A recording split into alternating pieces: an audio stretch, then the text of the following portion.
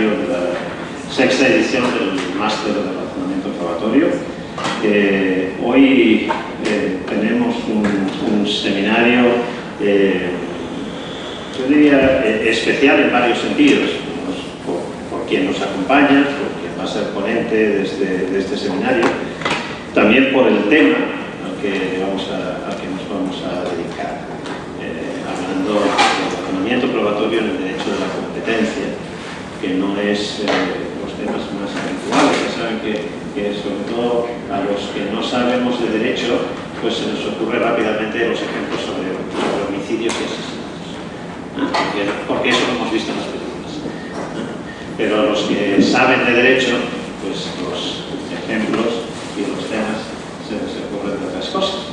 Y nuestro ponente de hoy, desde luego, es de las personas que saben mucho de derecho y en un campo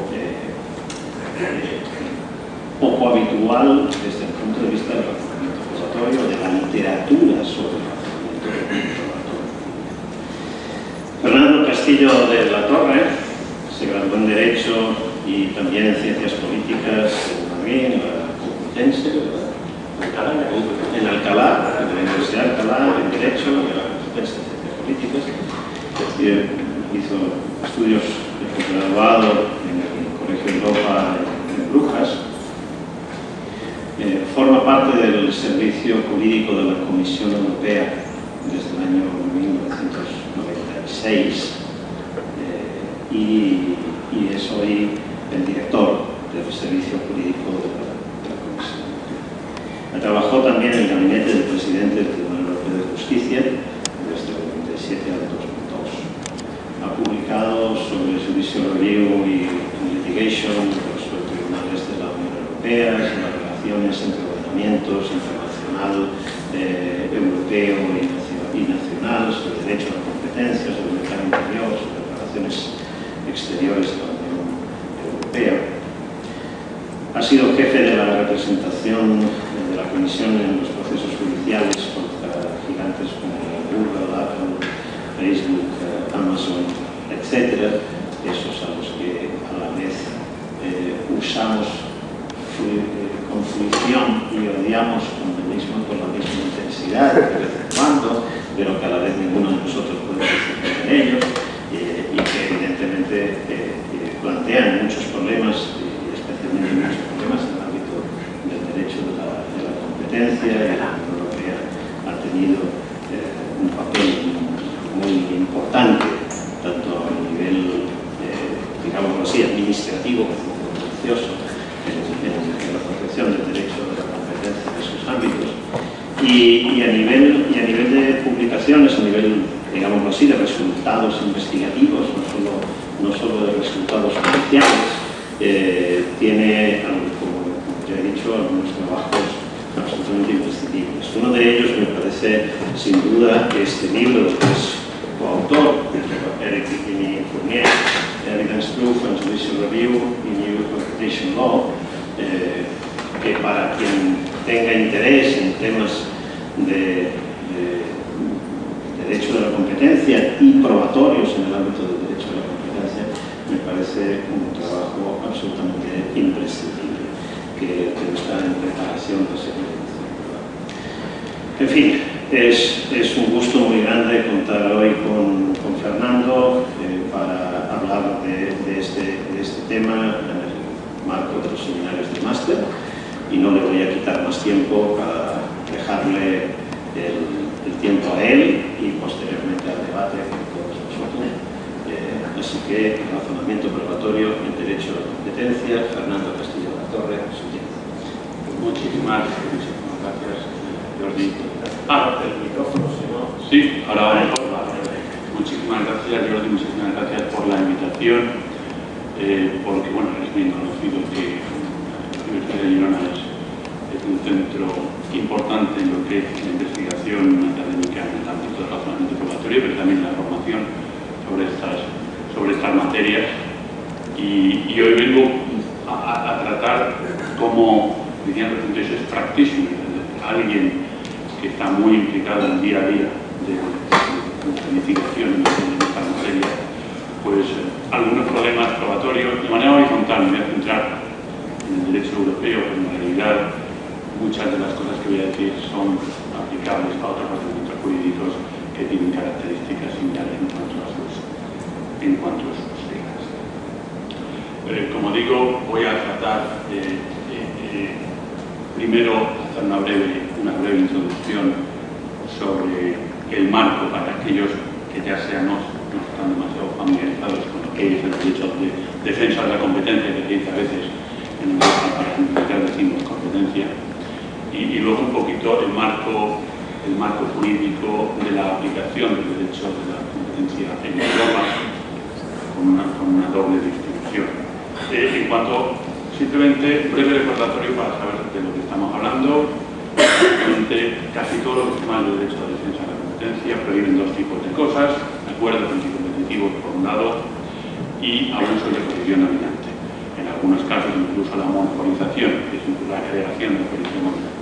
En Europa son los artículos 101, 102, antiguamente 81 y 82. He distribuido unos materiales anteriormente con extractos de la jurisprudencia, las descripciones pertinentes de los tratados de reglamentos no están en la presentación, pero las tienen todas.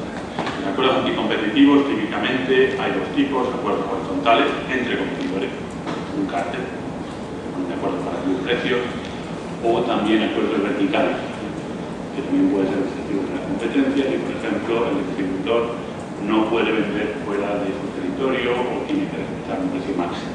Entonces también, aunque es un acuerdo entre las diferentes en la cadena de distribución, puede también en el derecho de la Unión y en los derechos ser restrictivo de la competencia. Luego una distinción importante en el artículo 101 que tienen sus materiales es, voy a volver de vez en cuando a este tema, lo que llamamos restricción, la diferencia entre el objeto y el efecto. Hay algunas restricciones en el artículo 101 que por su naturaleza misma están prohibidas sin tener que analizar los efectos, y otras en las cuales hay que analizar los efectos. Este debate por el efecto va a ser importante en determinados tipos de conducta.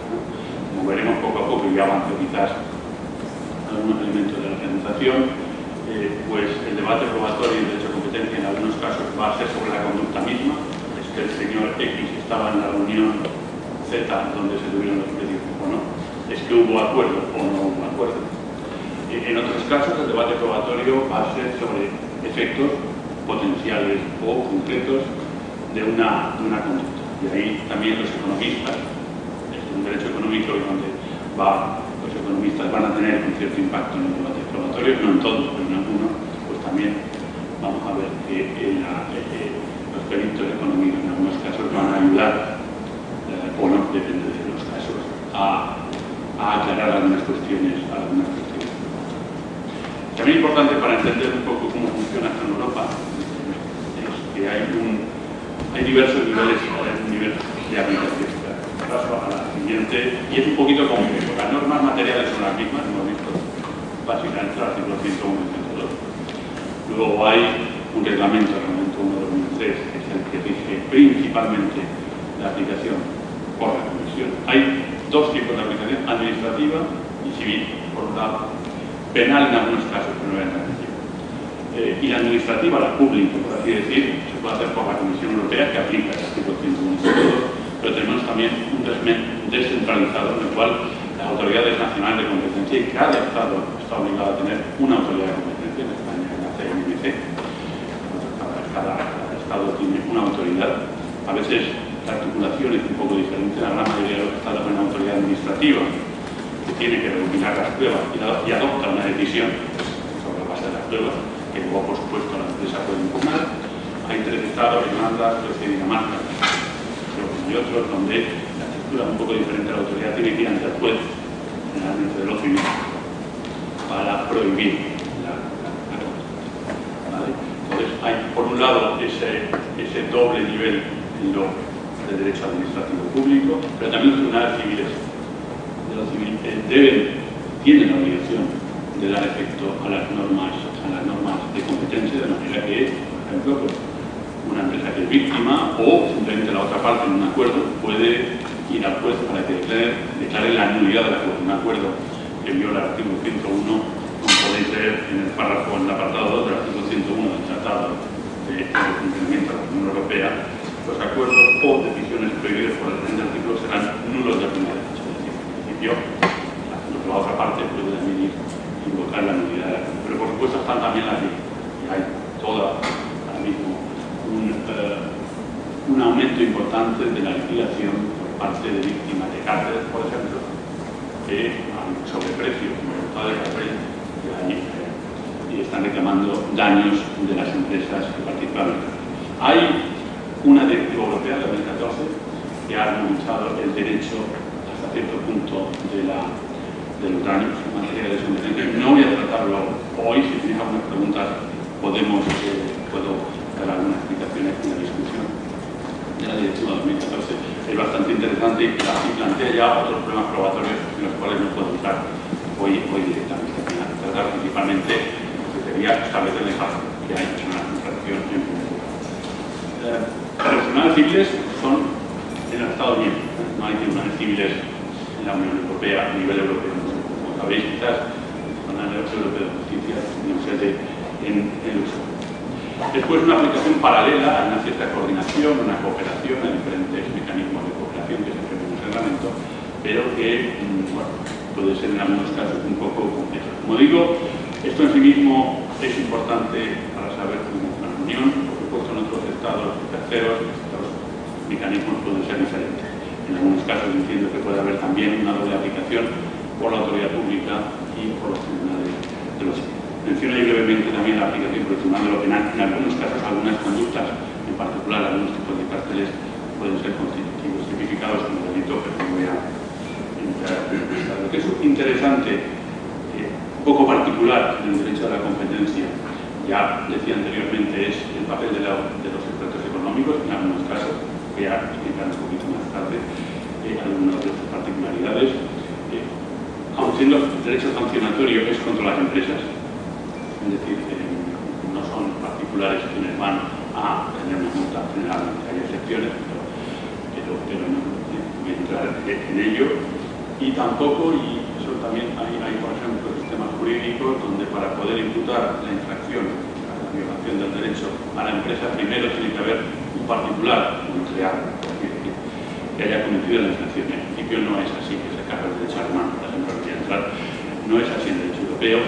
Y no hace falta, por ejemplo, pues que los directivos de la empresa estuvieran a la corriente de la infracción, basta con que uno de los empleados haya actuado de manera ilegal para que la actuación sea imputable. Esto, como digo, también en el ámbito probatorio va a plantear algunas particularidades, vamos a ver lo que se llaman declaraciones de empresa, se puede hacer declaraciones a través de circunstancias legales y que en algunos contextos son bastante importantes a la hora de establecer la existencia.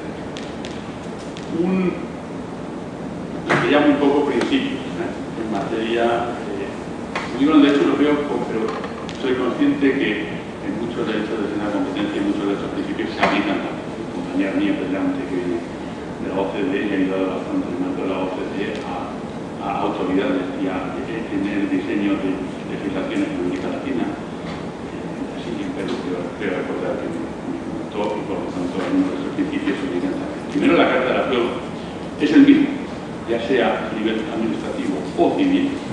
El artículo 2 del Reglamento 1/2003 determina en todos los procedimientos nacionales y comunitarios, o sea, comunitarios significa de la Unión Europea, de aplicación de los artículos 81 82, pero ya sea la 101 102, la carga de la prueba de una infracción del apartado 1 del artículo 81 del artículo 82 del Tratado recaerá sobre la parte de la autoridad que la haga.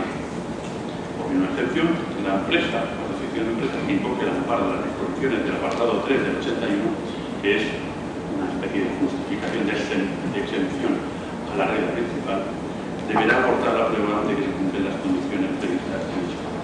Este principio de la carga de la prueba es el mismo en toda la ley, ya sea administrativo o civil. Ahí no hay principios de sin embargo, esta pluralidad de agentes, de tribunales que pueden conocer el asunto de derecho de competencia, significa que el resto de temas probatorios, una buena parte de los temas probatorios, por lo demás, pueden obedecer a reglas diferentes. Es decir, en teoría, el estándar de prueba, las reglas de obtención de la prueba, ante la autoridad administrativa nacional o ante el juez nacional, civil nacional, puede ser diferente de las que imperan en el marco, por ejemplo, centralizado de las decisiones de la Comisión Europea que luego van al Tribunal Europeo de Justicia. Evidentemente, como podéis imaginar, en ese sistema que descrito anteriormente con múltiples actores, la Comisión trata principalmente los casos más importantes. Hay una serie de muchos acuerdos o posibles prácticas anticompetitivas. La Comisión no podía tratar todo y en el año 2003 se decidió descentralizar la aplicación. Entonces, puede haber divergencias en cuanto a una buena parte de las reglas en materia de prueba entre lo que aplicaría la Comisión y el Tribunal Europeo y lo que aplicaría pues, el Tribunal de Primera Instancia de Oviedo, en Asturias o en Helsinki. Aún así, en el fondo, como explicaré, hay en realidad una cierta armonización, o sea, de facto a través de principios comunes, que implica que las divergencias en materia probatoria no van a ser tan grandes. No hay algo importante, lógicamente el razonamiento probatorio se basa en gran parte en la experiencia lógica en la economía, y la economía en Finlandia y en España son diferentes, y la lógica probatoria tampoco debería variarse.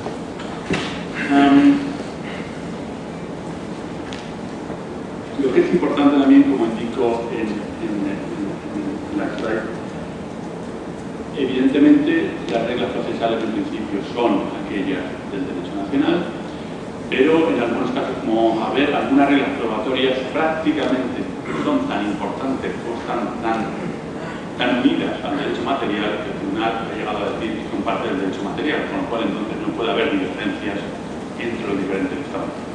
Vamos a ver algún ejemplo posterior.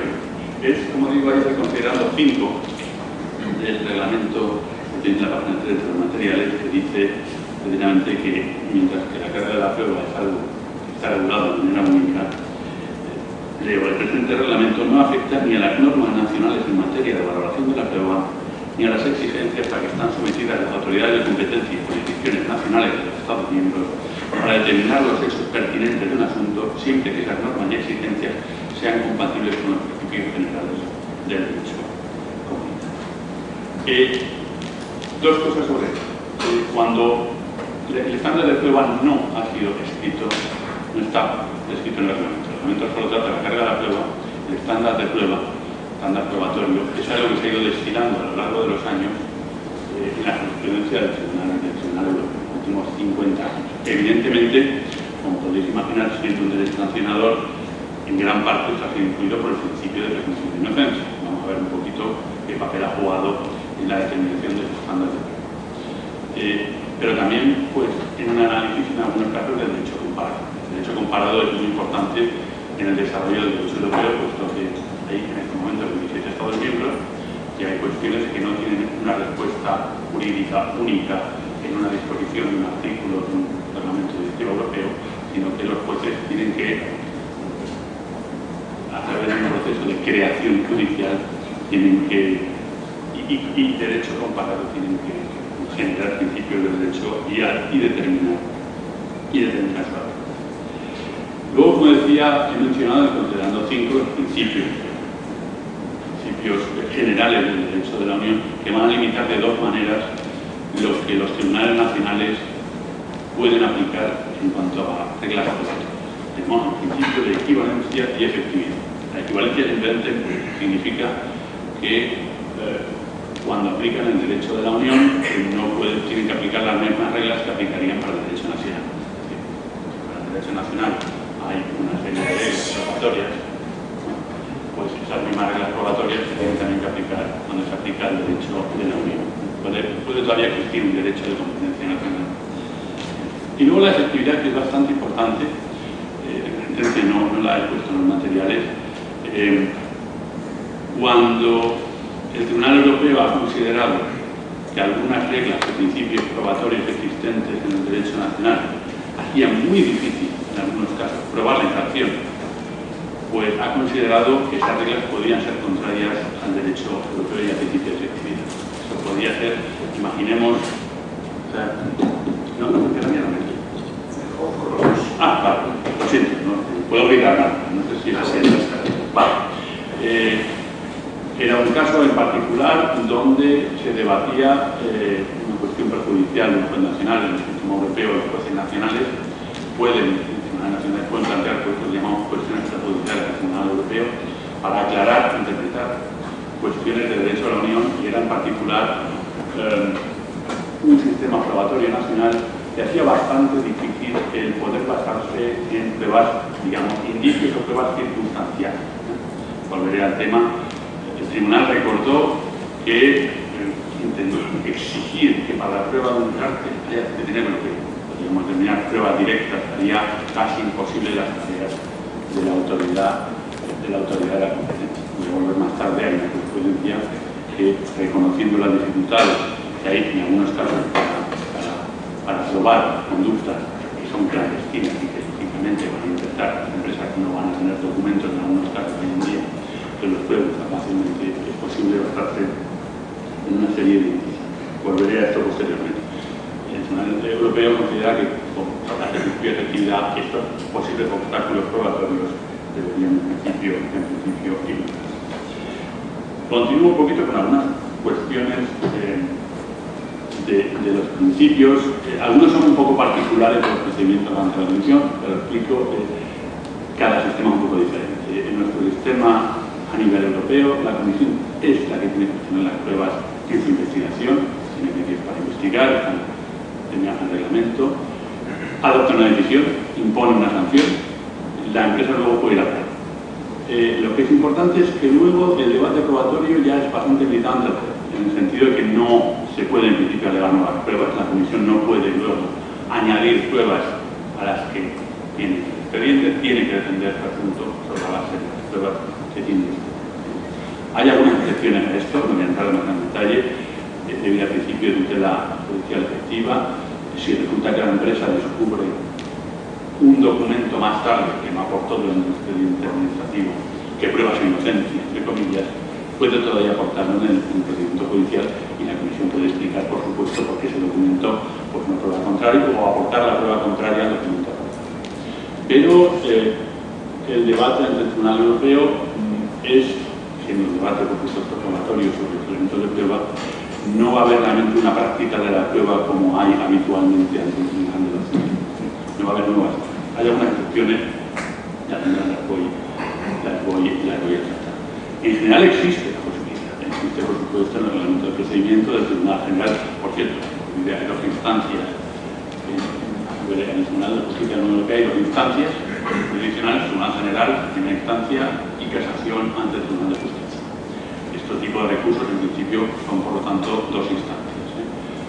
La empresa recurre ante el Tribunal General, el que pierde puede todavía hacer una casación. Entonces existe la posibilidad, por supuesto, de practicar la prueba, expertos, testigos, pero es muy raramente utilizada. La última vez, por ejemplo, que se ordenaron un peritaje económico fue en finales de los años 80 del siglo pasado, en un caso de cártel que se probaba principalmente a través de la conducta paralela. Una serie de subidas de precios paralelas, y la cuestión es si había una explicación económica o debía ser indicio de una conducta anticompetitiva. Voy a explicar un poco posteriormente esta prueba. Como decía, la empresa tiene que ir entonces al tribunal y tiene que alegar porque la decisión es incorrecta. El debate pues ante el juez no va a ser un debate completo sobre todos los elementos. Podría serlo, por supuesto, si cuestionar todo, pero a veces la empresa va a decidir, bueno, me voy a centrar en impugnar esta parte donde considero que la prueba es más débil, que ahí lo puedo ganar. Puede haber, por ejemplo, una infracción que dura 7 años y alegan que los 3 primeros años no había pruebas suficientes. Entonces el juez no va a decidir sobre los otros 4, sino que solamente sobre esa. En algunos casos ha habido empresas que han dicho que este método de control jurisdiccional, en el cual el juez solamente va a tratar las cuestiones que han sido cuestionadas por la empresa, es contraria a la carga de la prueba, a la presunción de inocencia, y por ejemplo pongo un ejemplo de la presencia de un argumento donde se explica que no. Por supuesto que la presunción de inocencia, lo que tiene que hacer la empresa es explicar ante el juez qué es la parte de la decisión con la que están de desacuerdo. Por supuesto, la empresa puede no impugnar la decisión o impugnarla sola. Avanzando sobre cuestiones de evaluación, quería decir valoración, como comentar. La valoración de la prueba, en general, intentar un poco tratar, la carga de la prueba está más o menos clara, podemos debatir más tarde si tenéis preguntas, está la valoración y luego el ¿no? En Europa, pues ha habido esta tradición en los dos últimos siglos de la libre apreciación de las pruebas, que se refleja también en el derecho europeo. El tribunal ha insistido desde hace ya 30 años que la valoración es libre, y la apreciación de las pruebas, hay una serie de citas por supuesto, por ejemplo, el de la pena 9 para que aquí no tengo gafas, ya no puedo vivir. Por lo que respecta a los medios de prueba que pueden utilizarse para establecer la infracción del artículo 101, procede señalar que el principio que prevalece en el derecho de la Unión es la libre aportación de prueba. Bueno, ahí pone aportación, también en algunos casos apreciación. También es aportación, en el sentido que realmente el tipo de prueba no está tasado. Cualquier cosa vale, no es una prueba ilegal, e incluso ahí también hay un cierto debate si es admisible. En Comentón, en el 115, se dice apreciación de la prueba. En realidad, en el fondo, no es tan libre. A través de años de jurisprudencia, el tribunal establece unos límites, de una manera u otra, a la libre apreciación de la prueba, pero también en los dos sentidos. Hubo, por ejemplo, una sentencia donde el Tribunal General había dicho que había, por ejemplo, una declaración de una empresa y luego otra declaración de otra empresa que coincidían. Y dijo que una declaración de empresa no podía corroborar la de otra. Eso en casación, el tribunal dijo no, libre apreciación de la prueba, si el juez considera que las dos declaraciones son creíbles, nada le impide la Por lo tanto, poco a poco, también, aunque hay una libre apreciación, va a haber decisiones judiciales, en particular en casación, que van a limitar en algunos casos esta libertad. Pues se trata de que yo soy convencido de manera más o menos cierta. Lo que es precisamente más importante y realmente tiene un papel fundamental en la valoración probatoria es razonar la decisión judicial. Hay, de los últimos 30 años, una tendencia que las sentencias en esta materia sean cada vez más largas. Por ejemplo, he puesto al final de los materiales tres vínculos a tres sentencias recientes particularmente largas, por ejemplo, estaban solo disponibles en inglés por el momento, porque en primera instancia suelen estar disponibles únicamente en la lengua de procedimiento y en el francés, que sigue siendo la lengua de trabajo de los tribunales europeos. Lo he puesto en inglés porque entiendo que será más fácil seguir en inglés que en francés. Lo que sí que es muy importante en la evaluación de prueba no es que se conciba o se explique que esto es una evaluación racional de las pruebas, sino que las sentencias del Tribunal General van a hacer una evaluación muy pormenorizada de las pruebas. Ejemplos que os pongo, por ejemplo, pues vais a ver en uno de ellos, en el caso del Fair Freight, la asamblea de Airlines Group, que por cierto es una compañía aérea chilena, pues se van a ver los diferentes correos electrónicos, se va a ver si realmente son relevantes o no y pueden formar parte del body of evidence, y luego se van a analizar de manera pormenorizada algunos aspectos, luego una valoración de conjunto. No hay un guión particular a través del cual el juez vaya a proceder a esta valoración. En algunos casos se va casi prueba por prueba, y en otros casos el juez va a atender, después de ver un poco todas las pruebas que hay, hace una evaluación directamente de conjunto.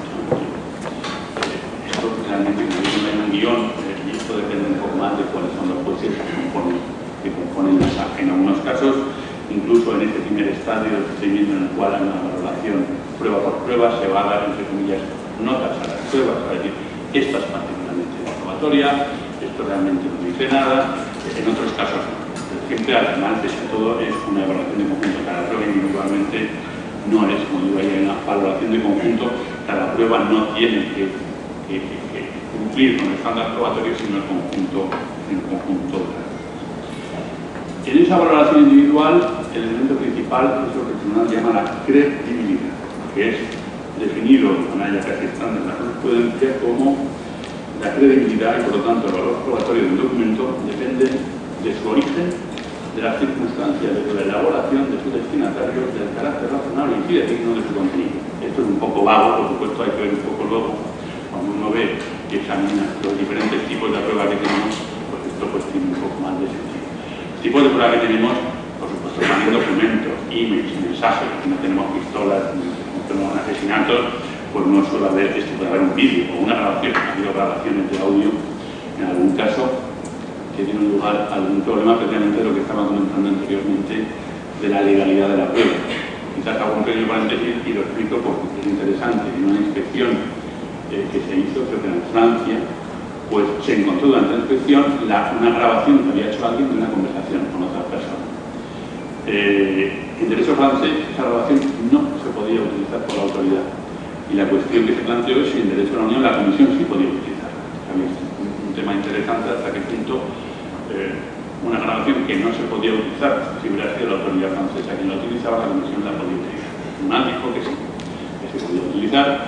Hay toda una jurisprudencia en la cual no voy a entrar sobre en qué medida, no definió necesariamente que la obtención por ilegal no se obtuvo ilegalmente, se obtuvo durante una inspección, no fue la comisión quien hizo la grabación.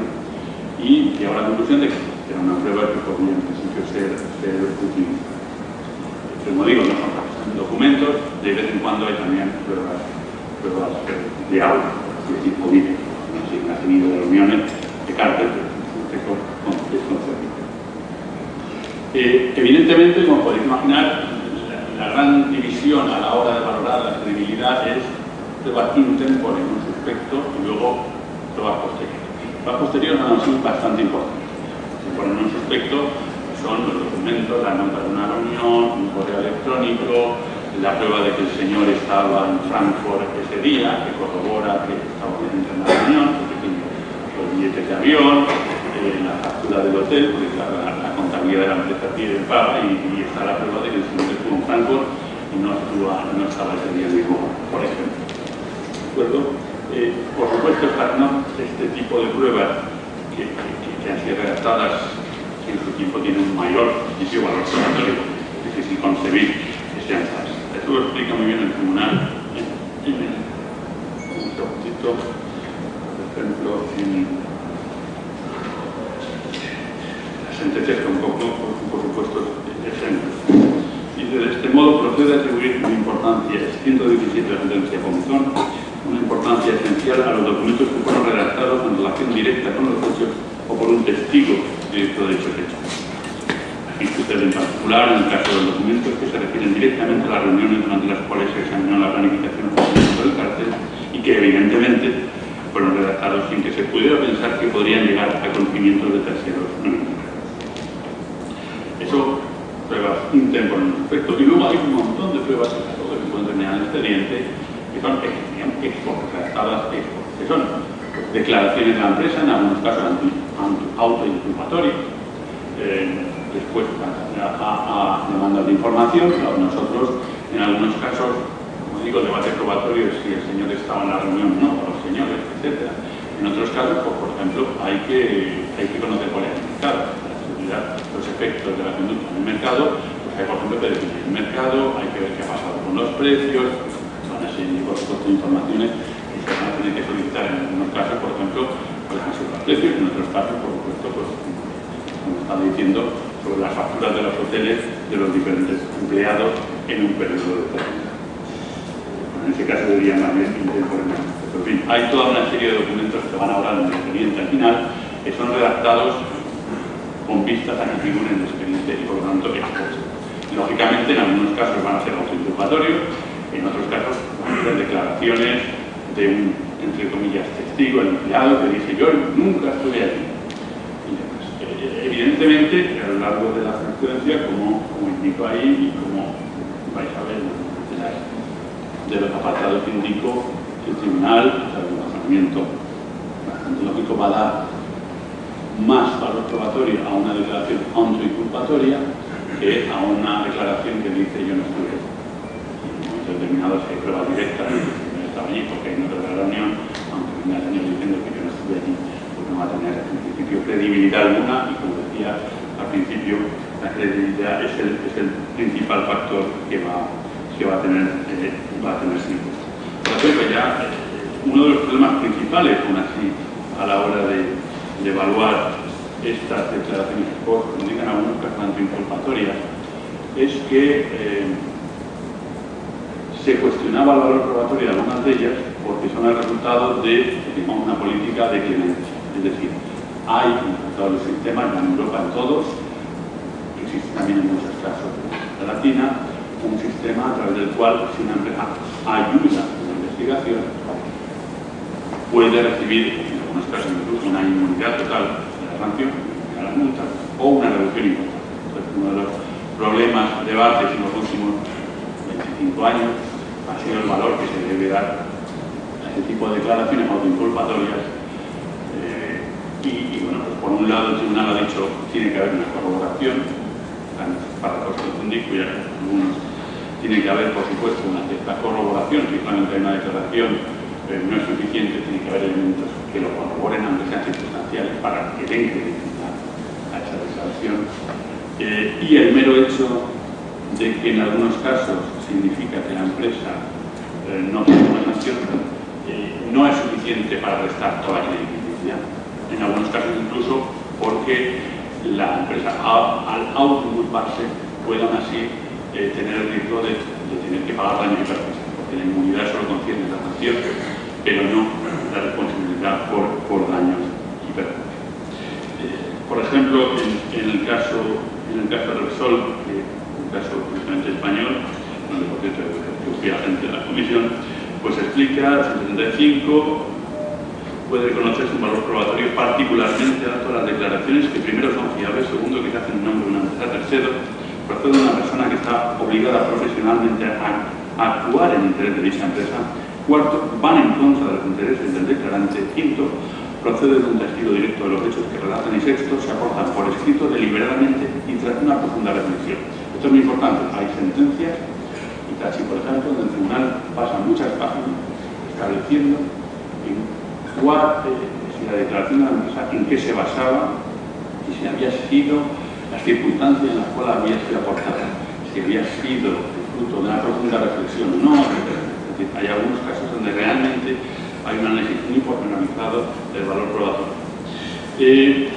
No obstante, el 136, sí, una declaración que es en principio cuestionada por otros necesita ser corroborada, y el 137, lo que decía antes, aunque resulte oportuno albergar cierta desconfianza respecto a las declaraciones voluntarias de los principales participantes en un cartel ilícito, dado que es posible que tales participantes tiendan a minimizar la importancia de su contribución a la inflación y maximizar la de los demás, no es menos cierto que el hecho de solicitar la aplicación de la comunicación de 2002 de la comunicación por excelencia para obtener una dispensa del pago o una reducción del importe de la multa no crea necesariamente un incentivo para presentar elementos de prueba deformados de la participación de la empresa.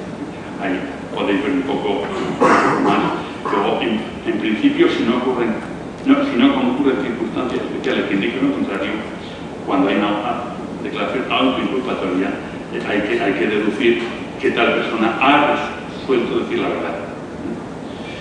Las declaraciones contrarias a los intereses del declarante deben considerarse, en principio, pruebas especialmente.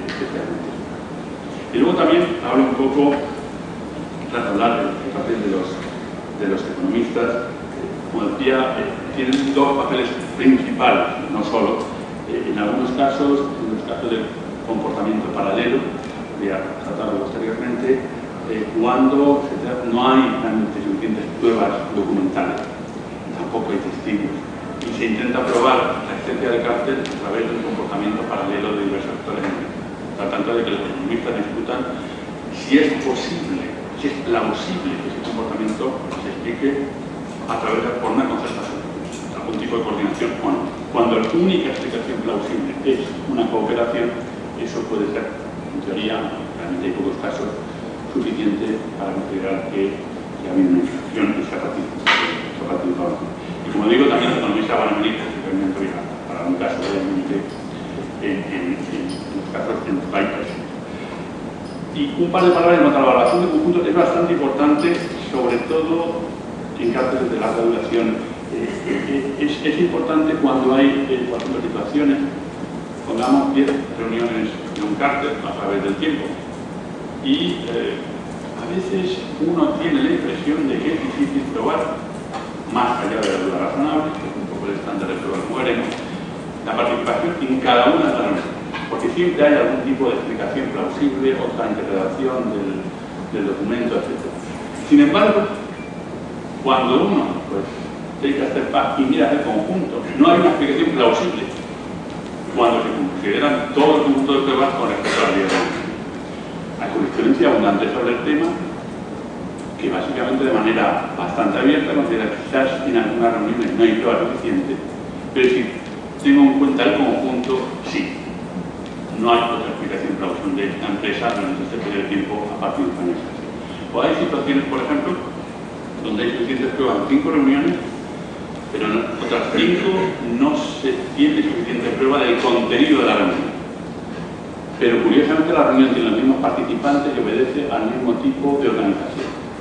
Entonces se dice, bueno, vamos a ver, si cada 3 meses se estaban reuniendo y tenemos la prueba de lo que se discutió en 5 de las reuniones, hay que deducir que probablemente en las otras 5, salvo que lo contrario, ocurrió lo mismo, aunque quizás precisamente sobre las reuniones pues no hay una prueba realmente tan fuerte, pues no haya prueba en absoluto, pero sí que hay prueba de que se reunieron, del lugar y de las circunstancias de la reunión. Por lo tanto, la prueba de conjunto es muy importante. Una cosa importante que se ha desarrollado en los últimos años, sobre todo de la sentencia Aldo, como veis, es lo que le llaman los ingleses, que también se conoce hoy en día como la carga dinámica de la prueba, la diferencia entre la carga lineal de la prueba y lo que llaman el evidential burden. Ya leerlo porque es bastante interesante la sentencia Aldo, o sea, que fue la primera que lo formuló de esa manera, para el 78 y 79. En principio del 78 dice incumbe a la parte o autoridad que alegue una infracción de las normas sobre competencia, probar su existencia, etc. Y luego el 79 llega ahí la parte interesante, dice, aun cuando la calidad de la prueba recaiga, según estos principios, bien en la comisión, bien en la empresa, los elementos de hecho que invocan un aporte pueden obligar a la otra a dar una explicación o una justificación sin la cual es posible concluir que se ha satisfecho la carga. Por lo tanto, llaman en inglés el evidential burden, carga dinámica de la prueba, y que realmente pues, es el día a día de concepción en esta materia, donde realmente hay indicios que la otra parte intenta dar una explicación plausible, etc.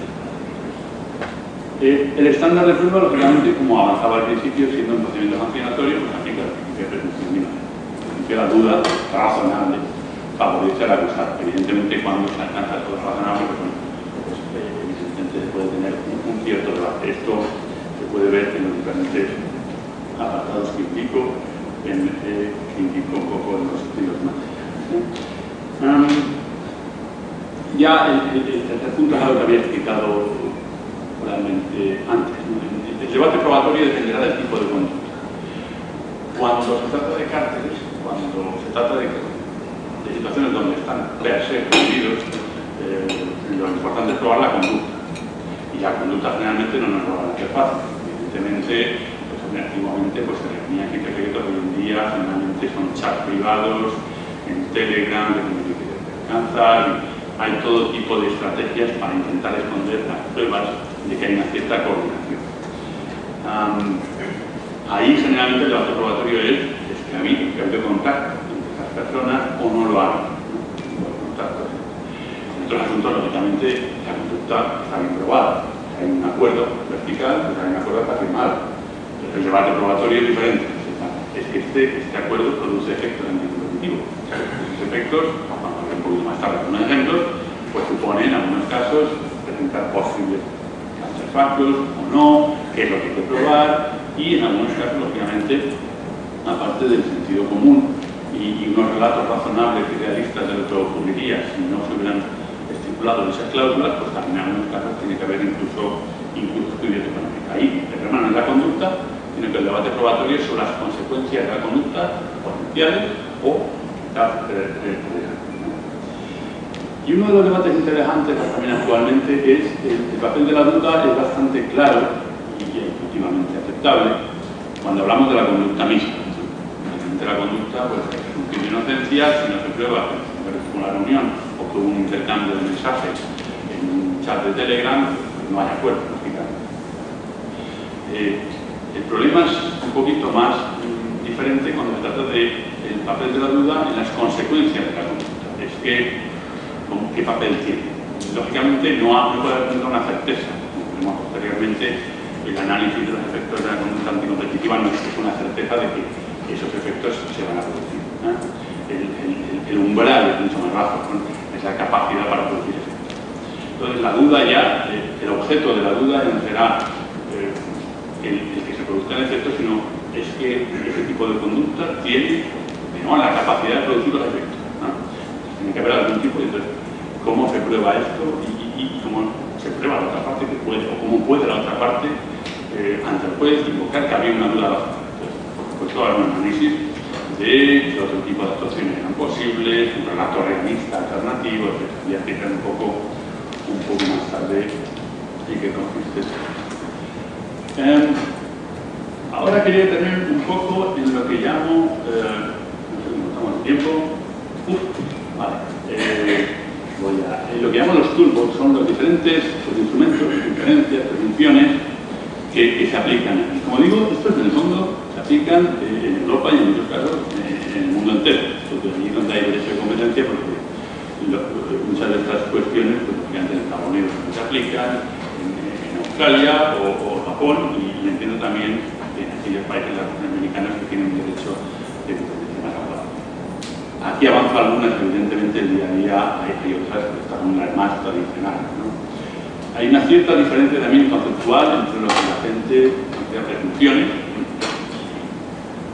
Tengo dificultad en probar B, en probar A no es suficiente para probar B, así simplificando. Las premisas económicas y los procesos. He puesto un artículo en los materiales que explica esto también bastante bien. En el artículo reciente no hay mucho que hablar. Las premisas económicas no son tanto presunciones, sino más bien son, prácticamente como estamos hablando de derecho económico, todo un conocimiento acumulado de que determinados tipos de conductas suelen tener típicamente determinados tipos de efectos, ¿no? Bueno, que realmente eso va a facilitar mucho la prueba, porque no tengo que probarlo. Ya casi una presunción, pero no una presunción en el sentido de la ley, ¿no? Y esa otra parte, quien puede, sobre la base de elementos concretos del asunto, pueden decir, no, en este caso sí, en teoría este tipo de conductas, por ejemplo, produce los efectos, pero en este caso hay una serie de circunstancias que hacen que estos efectos no se produjeran o no pudieran producirse. Luego hay premisas económicas sobre la racionalidad del comportamiento de las empresas. Lógicamente, aquí estamos analizando siempre el comportamiento de las empresas que se guían por el beneficio, por ejemplo, y por un comportamiento más o menos racional. Entonces, va a haber una serie de elementos de racionalidad económica que van a ser esenciales en todos los razonamientos probatorios. Las empresas no operan de manera irracional. Como por ejemplo, intercambios de información confidencial, ¿no?, donde se le da al competidor los precios que yo voy a aplicar el próximo mes. Le dice, bueno, pues no pasa nada, ¿no? Entre mis propios precios que voy a aplicar el próximo mes, información confidencial. Y yo se lo haría a un competidor, es que hay algo que huele bastante mal, por ejemplo. Entonces, esto generalmente no es un comportamiento racional de una empresa, entrar a un competidor en información confidencial, y eso permite deducir que aquí hay algo que huele mal. Yo que sé, a una empresa, pues estudiar casi no es premisas económicas, sino common sense, sentido común. A lo mejor pues, se probaba que un empleado había ido a una reunión y decía, no, pero mi empleado en la reunión era en inglés, mi empleado no hablaba inglés. No lo siento mucho, pero realmente, como podéis imaginar, eso no es un razonamiento demasiado plausible. Entonces, generalmente a unos no es racional que una empresa ni un empleado que no habla bien, ¿no? Pues la reunión, un montón de cosas. Hay por supuesto otros efectos, como digo, son razonamientos muy intuitivos, hay otros elementos de razonamiento económico un poco más sofisticados en otros casos. Quizás un par de palabras sobre el efecto de errores, los falsos positivos, falsos negativos, tienen un impacto, no voy a entrar en detalle, con respecto a determinados comportamientos, en particular comportamientos, como uso de denominantes sobre bajada de precios. Uno puede pensar, por ejemplo, los precios predatorios, ¿eh? El bajar los precios en principio es algo que muy bueno, la gente paga menos por el producto.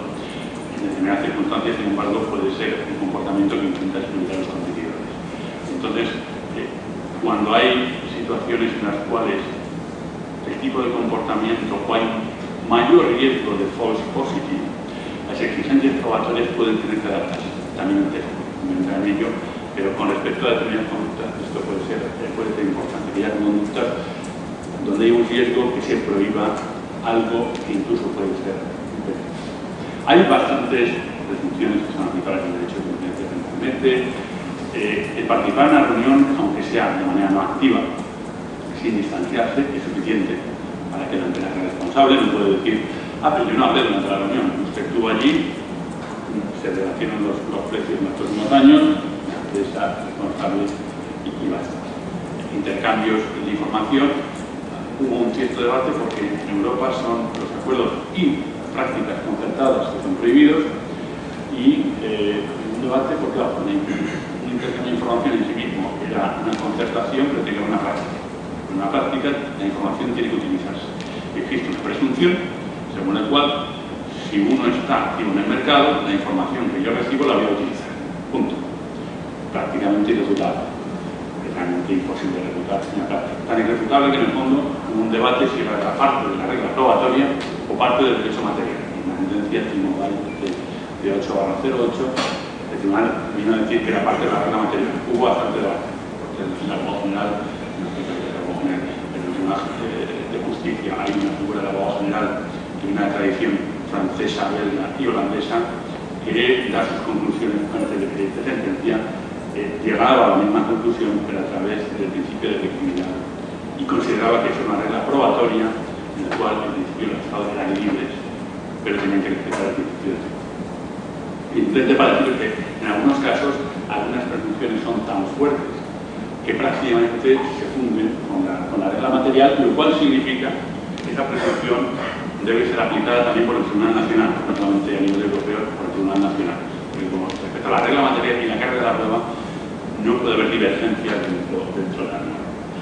Conducta paralela, anteriormente, por ejemplo, en algunos casos la conducta paralela, antiguamente, era un indicio fuerte, casi una presunción casi, de conducta anticompetitiva. A lo largo de los años eso se ha desaparecido y ahora es únicamente en los casos en los cuales es la única interpretación plausible. Y en algunos casos incluso pues, puede haber estudios económicos sobre la materia.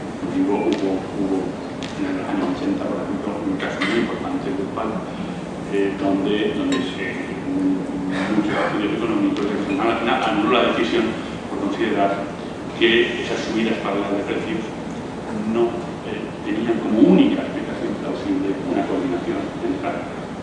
Luego hay a veces también debates de regulación, lógicamente, pero en algunos típicamente cárceles de larga duración. Es que es necesario, por ejemplo, que haya una reunión cada mes o cada año o cada... en la sentencia, por ejemplo, que he puesto los materiales totales, explica algunos principios de cómo probar la duración de la infracción. Simplificando, tiene que haber, por supuesto, unas pruebas suficientemente aproximadas en el tiempo, evidentemente no cada día o cada semana. Lo que es más importante en el fondo es el tipo de conducta. Por ejemplo, hay conductas que solo requieren un contacto puntual, una vez por año, cada 2 años o una vez cada 10 años. No puede haber puesto de acuerdo con alguien y se entiende que cada uno va a cumplir el acuerdo y ya no tengo que reunirme con esa persona. ¿Vale? Porque son mercados, por ejemplo, que realmente no un acuerdo de reparto de mercado, tú te quedas con el mercado francés y me quedo con el mercado alemán. La verdad es que no hace falta reunirse mucho más y todo el mundo respeta el acuerdo. En otro tipo de mercados, los precios, por ejemplo, se fijan cada día. Entonces es inconcebible reunirse una vez al año, sino que ahí el tribunal va a ser más exigente, va a exigir unos contactos más regulares. Por lo tanto, en el examen de la duración, donde también se aplica la carga de la prueba, es, por supuesto, los elementos constitutivos de la infracción, la duración, pero también el alcance en cuanto a sus productos, pues lógicamente va a exigir lo que es exigible con respecto al tipo de conducta. Ya, más o menos ya casi terminando, uno de los temas, en algunos casos, para mucho de cárcel, porque el derecho probatorio en gran parte se ha desarrollado en materia de cárceles, ha sido donde más ha habido debates sobre el estándar de prueba, la credibilidad y la valoración de conjunto de los elementos probatorios. Hay otros asuntos, como digo, donde los debates se trasladan más bien no tanto a la conducta, sino a los posibles efectos de la conducta. Pongo algunos elementos para vuestra reflexión. Las recientes en un par de meses, por ejemplo, explica en principio esas conductas no hay que probar efectos concretos, sino realmente potenciales. Lo que es más interesante en la sentencia es que también se debatía sobre en qué medidas se pueden tener en cuenta. Normalmente las empresas tienen que, cuando hacen algo, tienen que evaluar antes si mi conducta es legal o no. Tienen que ver, si yo hago esto, es que esto es legal. En este caso, había lo que había ocurrido, en Italia, una empresa había hecho cosas, y luego alegaba que lo que había ocurrido posteriormente era incompatible con la licencia, porque en el fondo no había efectos. La autoridad decía sí, había habido efectos potenciales, pero en realidad nada, no había habido ningún efecto en el mercado. Decían, eso demuestra que al inicio, desde el principio, esta conducta nunca tuvo la capacidad de causar determinados efectos anticompetitivos en un debate sobre en qué medida, por ejemplo, lo que ha pasado posteriormente nos aclara o puede poner en duda el análisis ex ante. Me dice que sí, pues, por supuesto lo que ocurre ex post nos ayuda a tener una evaluación de conjunto de la capacidad de la conducta a producir efectos. Pero que tampoco hay que darle demasiada importancia, pero luego es parte de la evaluación de conjunto. Hay otros asuntos, cada vez más, donde estamos, sobre todo en cuestiones de los efectos, como los asuntos ahí recientes de la conducta, evaluando counterfactors, es decir, qué importancia tienen, qué papel tienen derecho de competencia, y pongo ahí dos ejemplos para que entendáis cuál es el debate de generics. Estos son acuerdos anticompetitivos entre los productores de farmacéuticos originales y los productores genéricos, a través de los cuales básicamente el productor de los productos farmacéuticos originales paga al productor de genérico un dinero para que no entre en el mercado. Cuando entra el producto genérico en el mercado, el precio va a bajar mucho.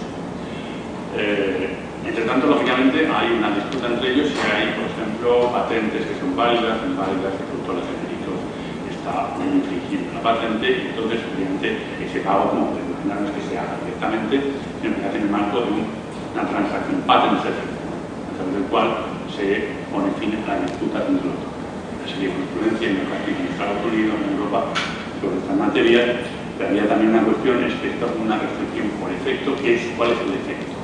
Que, por ejemplo, habría que el juez, quien decida el decision maker, la función primero, tiene que estudiar y probar las probabilidades de que las partes hubieran ganado en el asunto repatente. De manera que solamente en el caso en el cual el productor de genéricos hubiera ganado en el contencioso, que habría un efecto restrictivo a la ganancia. En la sentencia de generics, por ejemplo, que pongo ahí, pues normalmente no hace falta probar que la empresa ha ganado. Basta contar esencialmente un relato realista de lo que podía haber ocurrido en ausencia del acuerdo. Pero es verdad que en todos estos casos hay que imaginar un poco qué hubiera ocurrido en ausencia del acuerdo. Porque para que haya una relación de causalidad, en algunos casos tiene que haber un examen de bad faith, por así decir. Hay mucho debate sobre esta cuestión del bad faith. Hoy en día todavía no ha habido una jurisprudencia muy desarrollada en materia de qué es lo que hay que probar para probar la relación causal. Por ejemplo, el otro punto que cito, Google Shopping, había también mucho debate por el tema.